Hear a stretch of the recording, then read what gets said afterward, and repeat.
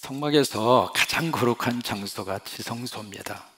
그래서 이름 자체도 지성소, 지극히 거룩한 장소, 영어로 이제 highest holy place라고 하는 말을 씁니다.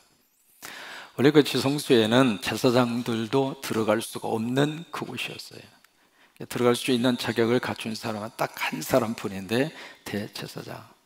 그러니까 제사장들 가운데에서도 최고의 대표의 성격을 가지고 있는 대제사장이, 그것도 1년에 딱 한 번 들어갈 수 있는 현장이 지성소예요.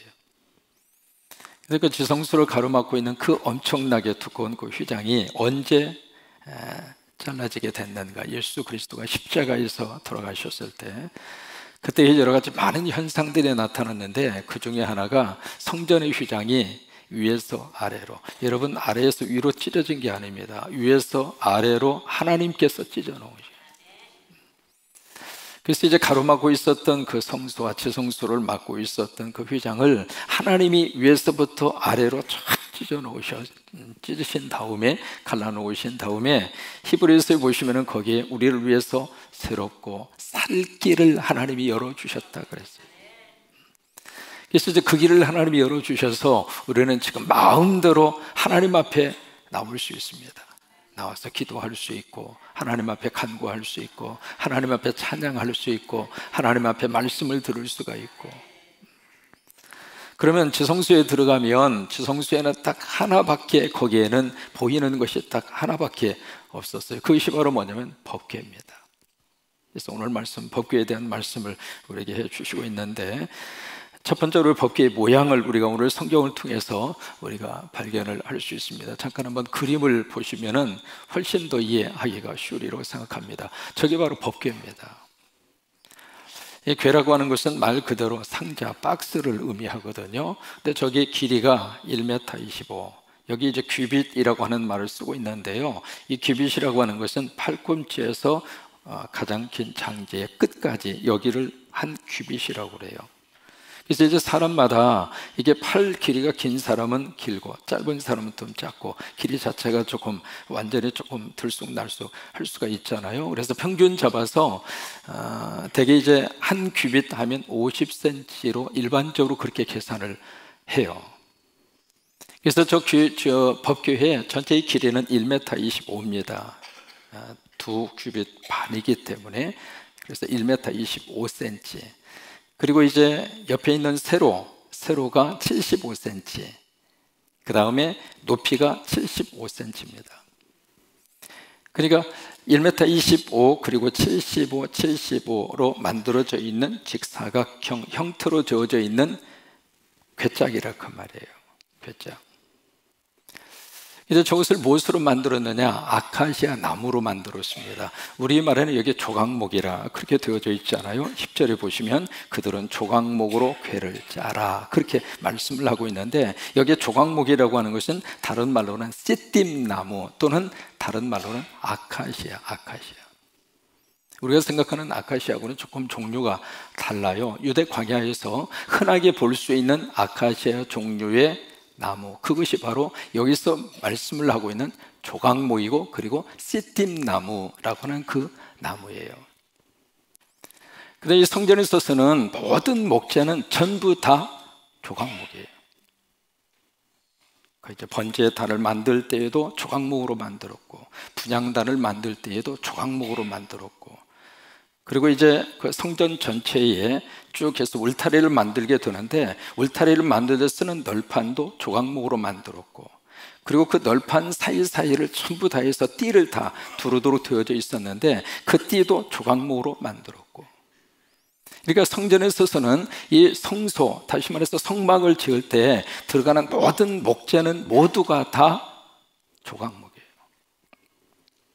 이 조각목은 몇 가지의 특징을 가지고 있습니다. 첫째로 흔하게 볼 수 있는 나무예요.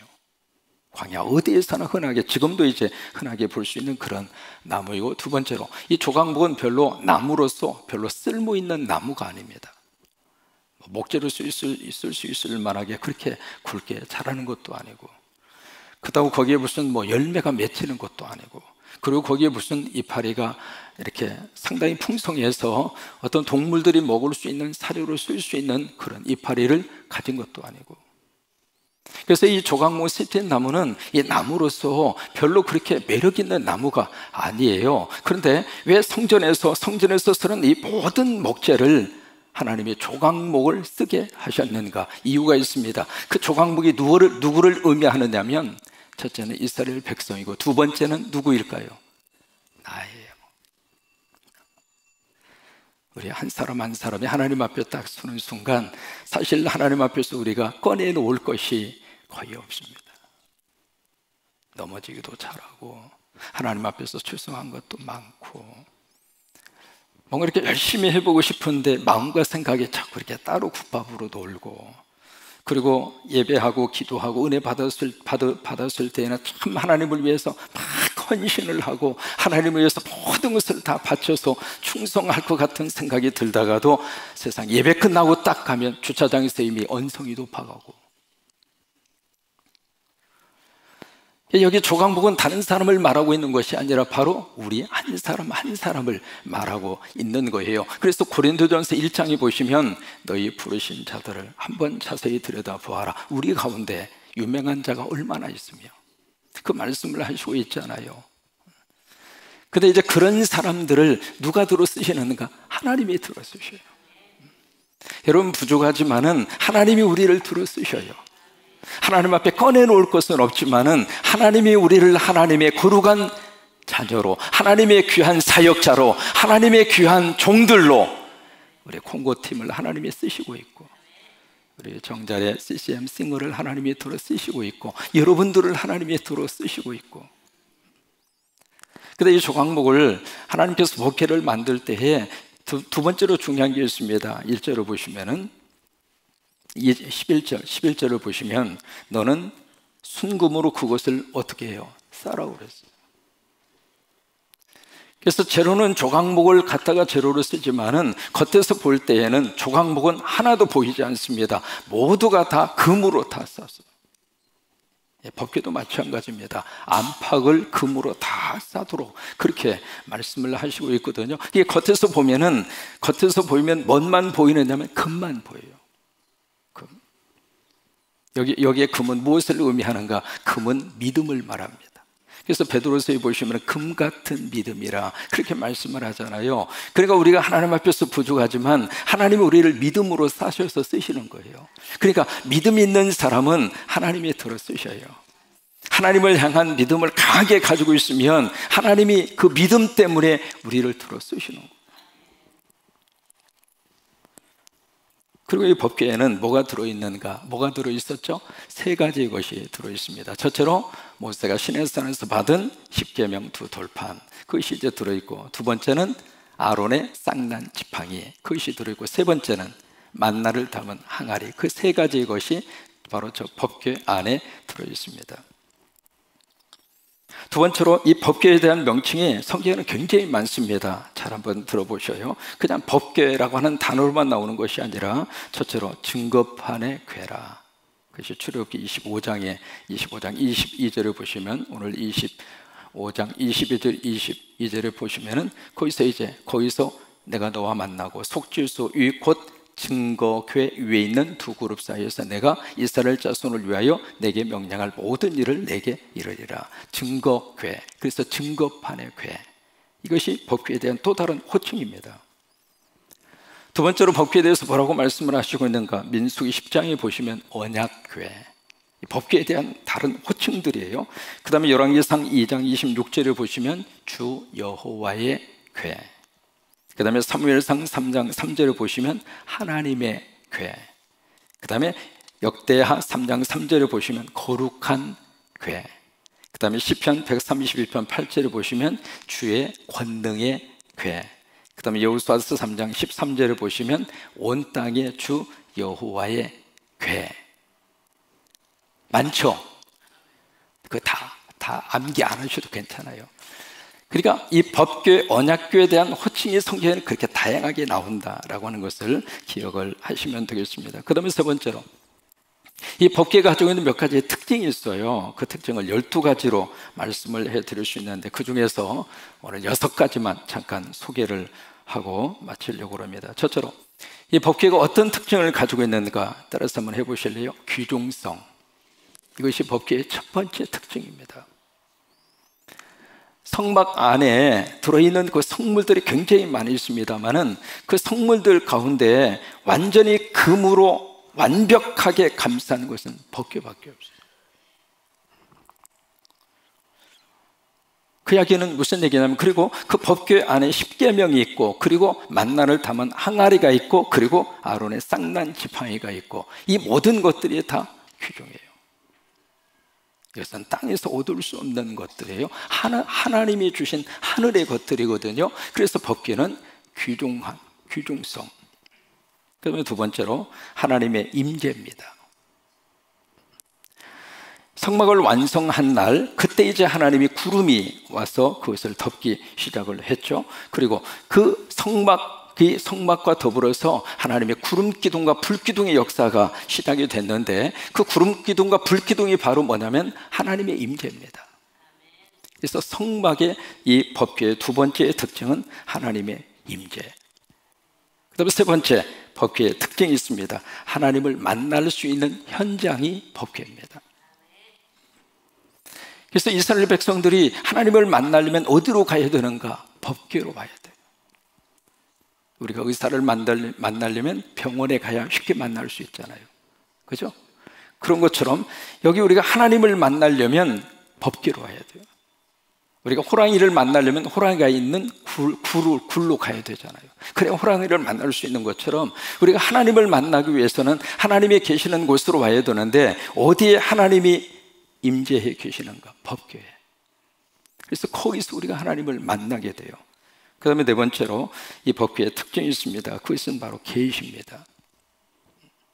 계시. 그래서 22절에 보시면 거기서 내가 너와 만나고, 그 말씀을 하시잖아요. 그래서 하나님이 거기서 이제 만나고, 그 다음에 22절 말씀에 속죄소 위 곧 증거궤 위에 있는 두 그룹 사이에서 내가 이스라엘 자손을 위하여 내게 명령할 모든 일을 내게 이르리라. 바로 거기서 하나님이 말씀하시는 거예요. 거기서 계시를 하시고, 거기서 하나님이 말씀을 하시고, 그래서 이 법궤는 계시의 그런 현장입니다. 그 다음에 다섯 번째로 이 법궤는 우선권입니다. 그래서 이스라엘 백성들이 무엇을 하더라도 법궤가 가장 앞에 가죠. 그런데 법궤를 누가 맺는가? 고핫 자손들이 맺죠. 그래서 무엇을 하더라도 항상 법궤가 앞에 가요. 전쟁을 할 때 해도 군인이 앞장서지 않았어요. 법궤가 앞서가요. 그리고 군인은 그 뒤에 따라갔어요. 요단강을 건널 때 해도 사람이 먼저 건너간 것이 아니라 누가 먼저 건너갔냐면 법궤가 앞서갑니다. 그래서 법궤를 맨 제사장들이 요단강에 가서 딱 뚜벅뚜벅 들어가서 그 물이 바로 발목을 적시는 순간에 요단강이 위에서 끊어진 거예요. 그러니까 법궤가 앞장서서 가는 순간마다 하나님의 역사가 나타나요. 그러니까 법궤를 앞세우고 가는 하나님의 자녀들에게 하나님이 항상 그들에게 무엇을 주셨는가? 바로 인생의 축복을 주셨어요. 여러분, 우리가 살면서 숫자도 참 중요하잖아요. 왜? 우리는 지금 숫자 세계 속에 살고 있잖아요. 모든 것을 다 숫자로 계산하고 숫자로 평가하고. 그런데 숫자가 이제 이렇게 있습니다만은, 이제 숫자가 있는데, 이 숫자보다도 사실 더 중요한 것은 이 앞에 어떤 기호가 붙느냐, 그게 사실은 더 중요한 거예요. 만약 여기에 마이너스 기호가 붙으면 숫자가 많을수록 어떻게 돼요? 실질적으로는 숫자가 줄어드는 거예요. 근데 이것이 플러스 기호가 붙으면 숫자가 많으면 많을수록 숫자가 더 커지는 거예요. 그런 것처럼 이 법궤는 우리 인생의 플러스예요. 그래서 법궤를 앞세우고 가면은 하나님께서 우리 인생을 그렇게 이끌어 가셔요. 그러니까 이스라엘 백성들이 무엇을 하더라도 법궤가 앞서가요. 법궤가. 콩고 우리 의료 사역팀 콩고 나라에 가서 항상 하나님의 말씀 법궤를 앞세우고, 환자들 만날 때에도 법궤를 앞세우고, 무슨 말인지는 몰라도 그냥 아멘만 하면 괜찮아요. 찬양 사역을 할 때에도 항상 법궤를 앞세우고 가죠. 그러면 법궤가 앞서가는 장소마다 하나님의 늘 함께 하셨고, 그리고 하나님이 도와주셨고, 오늘 이제 필리핀 친구들 보내면서도 같이 이제 마지막 식사하고 기도해 주면서 그런 마음이 들었어요. 이들 가운데 하나님이 크게 쓰실 사람이 있을 것이다. 원병이 선교사님이 얼마나 고마워하는지. 같이 식사를 하는데 갑자기 이렇게 얼굴을 보니까 눈시울이 붉어져가지고 막 울 것 같아. 그래서 내가 갑자기 시선을 다른 데로 돌렸어. 눈물이 글썽글썽글썽 하면서 성광교회에서 베풀어준 사랑이 너무 감사하고, 우리 자녀들에게 꿈만 같은 그런 기회를 안겨주어서 너무 감사하고, 근데 그 마음이 가슴에서 우러나오는 감사의 표현이 제 가슴까지 전달해 오더라고. 그래서 난 우리 성도들에게 너무 고마운 마음이 들었어요. 여러분, 항상 그렇습니다. 내가 앞장서 가면 모든 것을 내가 책임져야 되지만 법궤를 앞세우면 하나님이 책임지셔요. 우리나라의 미래도 하나님을 앞세워야, 북미 정상회담도 하나님을 앞세워야. 이게 지금 벌써 삐그덕거리는 소리가 들리잖아요. 어떤 일을 하든지 법궤가 앞서 갔을 때에 그때 하나님이 역사하시고, 하나님이 도와주시고, 하나님이 해결하시고, 하나님이 마지막 결론을 내려주셔야, 그래야 그것이 우리 인생의 플러스가 되는 거예요. 숫자가 많다고 좋은 거 아닙니다. 어쨌든 우리 인생에는 플러스가 붙어야 돼. 마이너스가 있으면 안 돼. 그래서 항상 법궤를 앞세우고, 그 다음에 여섯 번째로 이 법궤가 가지고 있는 특징이 있습니다. 그것이 바로 뭐냐면 기적입니다. 기적. 언제나 법궤가 가는 장소에는 항상 기적이 있었어요. 물이 갈라지고, 홍해가 갈라지고, 요단강이 갈라지고. 그러니까 법궤가 가는 장소마다 항상 하나님의 기적의 역사가 따라왔어요. 이스라엘 백성들이 여리고성을 함락한 다음 그때부터 여호수아는 계속 전쟁만 했어요. 아이성 전투에서 그가 패한 기록이 있습니다만은 그 다음부터 여호수아를 통해서 그가 가는 장소마다 항상 하나님이 길을 열어주셨어요. 왜 그랬을까? 법궤가 함께하니까. 하나님이 함께하니까 그 인생 속에 하나님께서 기적을 주신 거예요. 그래서 법궤가 가는 장소에 마귀와 사탄이 물러나고 어둠의 영이 다 떠나가게 되고, 바로 우리 한반도 안에 하나님이 우리 예수 믿는 사람이 열심으로 기도하면 우리가 법궤를 앞세우는 거예요. 트럼프를 앞세우는 것이 아니고 김정은이를 앞세우는 것이 아니라 바로 우리 민족의 운명은 바로 하나님에게 달려있음을 믿으면서 하나님을 먼저 앞장 세우는 거예요. 그래서 그 하나님 법궤를 앞서서 가는 그 장소에 하나님의 기적의 역사가 나타나도록, 그래서 우리 한반도 안에 하나님의 그런 역사와 축복이 임할 수 있게 되기를 주의 이름으로 축원합니다. 여러분, 성경 읽으시다가 열왕기상 8장에 보시면 솔로몬이 성전을 완성해요. 그리고 나서 다윗성에 있었던 법궤를 솔로몬이 완성한 성전으로 갖다가 옮깁니다. 옮기는데 열왕기상 8장에 무슨 내용이 거기에 기록이 되어져 있냐면 9절에 보시면 우리가 법궤 안에 세 가지 것이 있다, 그렇게 우리가 기억하고 있잖아요. 그런데 열왕기상 8장 9절에 가서 딱 보시면은 그 법궤가 참 희한하게도 두 돌판 위에는 두 가지 것이 빠졌어요.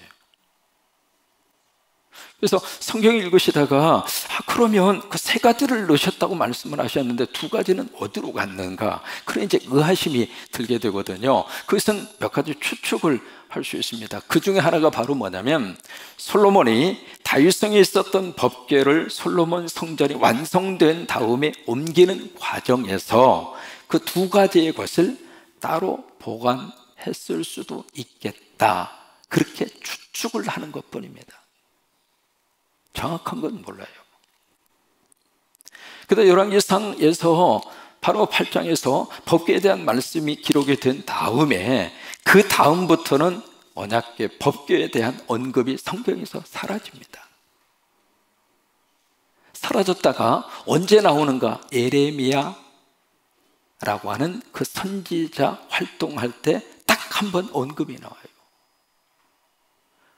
그러니까 이 법궤가 솔로몬 성전에 안치가 되어져 있다가 솔로몬 성전이 완전히 없어졌잖아요. 바빌론에 의해서 솔로몬 성전이 완전히 파괴가 됐잖아요. 그 과정에서 이 법궤 자체가 어디론가 사라져버린 거예요.